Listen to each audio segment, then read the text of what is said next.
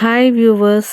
Fried பொரி எப்படி செய்யலான்னு பார்க்கலாமா? அதுக்கு என்ன செஞ்சுக்கோங்க அப்படின்னா, அரிசி பொரிய தனியா எடுத்து வாங்கி, தனியா எடுத்து வச்சுக்கோங்க.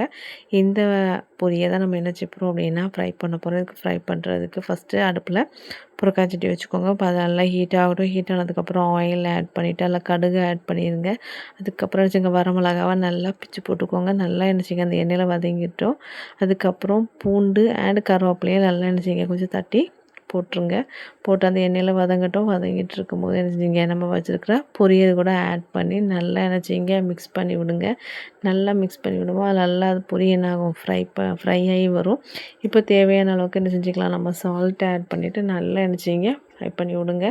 பார்த்திங்கன்னா டேஸ்டியான ஃப்ரைடு பொரி ரெடி.